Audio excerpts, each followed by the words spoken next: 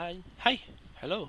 Welcome po muli sa PHP tutorial or CMS tutorial in the Filipino version, part 12. Okay, ang gagawin naman natin ngayon is about delete naman. Okay, delete naman. So, nakalimutan ko itong i-explain sa inyo last tutorial. Okay, sa part and punta tayo sa back and sa process and sa delete content. Edit, delete content. Okay. So yun, madali lang itong delete content function. So punta tayo sa admin.php uli. Admin. So nung last tutorial is in-explain ko sa inyo itong edit. Okay? Itong edit. Ngayon naman, process, delete content. So itong delete content, madali lang ito. So ito lang yung get message na siya. So get ID na ito yung del. If get del, okay, if we set get del, then delete. Okay, where ID is equal to ID. Okay, delete content.php, ito yan. If we set that gel, then ID is equal to get del.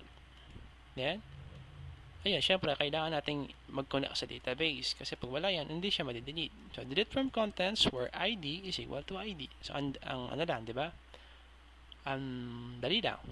So, kukunin nyo lang yung ID i-delete. So, kailangan importante din to kasi kapag walang where ID is equal to ID, lahat i-delete niya. So, yun lang. Parang, lang siya, review. Okay, so, next, ang gagawin natin is continue tayo dito sa process.php. Ito naman yung footer, header, and footer process. So, header process and footer process. So, mapapansin nyo dito, pinalitan ko na yata itong dito. So, okay? Excuse me po. So, mapapansin nyo dito, if footer submit, okay, sana na-explain ko ito sa inyo nung header muna tayo, header. If header submit, okay, nasaan na siya? Huwag mo ulit tohin. Kaya, tsaka pala yung itsura niya, nag-iba na, no? So, ito, explain ko rin itong box na to.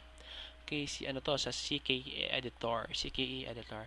So, mamaya na yan. So, ito muna tayo sa header. So, if post header submit, if we set header, okay, variable uli, okay, condition uli, kung hindi sila empty, ngayon, if has content header, sabi dito, if has content header, update. Ibig sabihin, kapag may laman na yung database natin, update. Ngayon, pag wala pang laman, insert. Okay? So, sana, gets nyo siya. Mapapansin nyo dito, nasaan ba yung admin.php? Okay, admin.php. Okay, dito tayo sa my header. Okay, form action process header process.php. Okay, mapapansin nyo mamaya ko na explain ito. Okay, so name is header submit. Okay, lahat to post data. Ngayon, punta sa header submit. Okay, the post header submit. Okay, ito naman si post header. Okay, so sabi dito has content, ibig sabihin function ito. So, punta tayo sa function. Explain ko yung function. Nasaan si function? So, includes functions. Okay, tandaan nyo yung part 12 na to, part 12. Okay, so punta tayo sa has content. Okay. Sanitize data, ibig sabihin, ito lang yon. Naracycle ko lang yung function. So, alam nyo nang ginagawa ng may SQL real escape string. So, okay. Inaalis nyo yung conflict sa mga backticks at saka sa quotation marks. Okay? Next, sanitize data. Kapag na-sanitize na, may SQL query. Select count ID from data. Okay? Return MySQL query. So, sabi dito, kung may nakita siya dito is greater than or equal to 1, true. Kung hindi, false. Ganun lang siya. Ibig sabihin, kapag exists o meron ng data, for example, sa sum, ibig sabihin, ayan, dito sa header. So, meron ng isa. Ibig sabihin, kapag meron ng isa or greater than 0, isa pa lang, update na. Kapag wala pa or empty, mag-a-add ka. So, yun yung condition dito sa saan yun? Sa header process. Ito yung condition. Kapag may laman na, ito ginawa lang natin itong function na to. Kapag may laman na sa header, so ito namang header na to, ito yung table natin. Diba? Dun yun sa functions eh. Ayan, sa data. Ayan o, select count ID from data. So, ibig sabihin, from table. Okay? Sa table, kung meron na daw laman yung table na header, okay, mag-update tayo sa header. Kung hindi naman, ayan, update tayo sa header. Anong i-update natin? Yung post data header. Okay? Kung wala naman, mag-i-insert tayo sa header. Okay? ID header, values, wala. Wala itong, kasi automatic ito. Tapos, ito is yung post header. So, ganun lang. Ganun din rin yun sa footer. Okay? Footer submit, footer. Okay? So, same process. Has content, else, no. Okay? So, sana naintindihan nyo. Okay? Next naman, explain ko yung mahiwagang text box. Ayun, text editor. Ayan, napapansin nyo dito, ayan siya. Okay? Meron tayong text editor dito.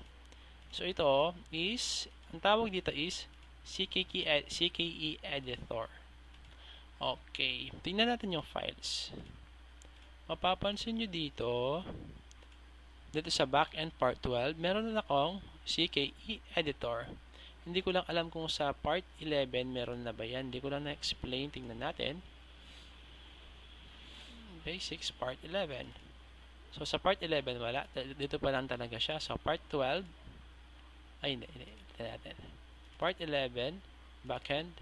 So, wala pa talagang editor. So, part 12. Backend. CKE editor. Ito yon. So, ito. Built-in siya. JavaScript, type natin sa Google, i-download natin, CKE editor. Okay, click. Ayun, CKE editor, click mo lang yan.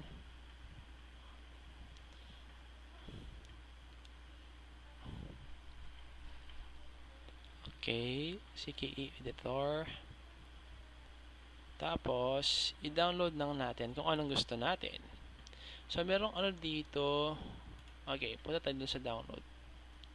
I-back ko siya. CKE editor. Downloads. Dito tayo sa downloads, okay? Download CKE editor. Then, pili tayo ng package. Basic, standard, and full package. Actually, dito sa Google Chrome, ang gumagana lang yata itong basic package. Kasi sa Firefox, ginagamit ko itong full package and standard package. Meron siyang problem ngayon lang. Baka sa pag-update niya, hindi na siya Kapag full version ang nilagay ko, full editor, hindi niya ililitaw. So, try nyo na lang. Pero mas magandang gamitin, mapapansin nyo ito yung pinaka basic na dinownload ko. Okay? Mas maganda, full package ang i-install nyo. Kapag na-download na si full package, download, okay? Ang dyan, yung zip file, okay? Ayun. So, kapag natapos na yung download, madali lang yan, mga 1.3 MB lang siya. Tapos, extract nyo siya. Okay? Kapag na-extract na, ilagay nyo siya dito. Ayan. Ito yung extracted folder. CKE editor. Ngayon, paano naman natin ilalagay sa admin.php yun? So, ito kasi CKE editor na to, this is a JavaScript file. Marami yung file. Complicated yan. So, para lang siyang add-ins. Okay? Maganda itong CKE editor na to. So, right-click ulit natin yung admin edit with Notepad++. Then, mapapansin nyo dito, meron akong nilagay. Okay? Meron akong nilagay dito na CKE editor. Ayan, sa script. Okay? So, script, in-include ko siya. Script source, CKE editor, CKE editor.js. Pag inalis natin ito, ang mangyayari, babalik siya sa normal normal text box. Text area, sorry. Babalik na natin. Control V, CKE editor. So, ito ang kailangan nating script. Okay. Next. Pwede rin natin ilagay ito sa body. Okay. Body or dyan sa head. Okay, sa head or sa body. Tapos, hindi pa doon natatapos ang lahat. Kailangan nating ilagay yung class. Class is equal to CKE editor. Okay? So, siya yung ang class kasi parang siya yung CSS niya. Siya yung magde-design dun sa text area. Okay? So, yun ang paliwanag ko dun sa CKE editor. Okay? So, hanggang doon muna. Maraming salamat po sa panonood.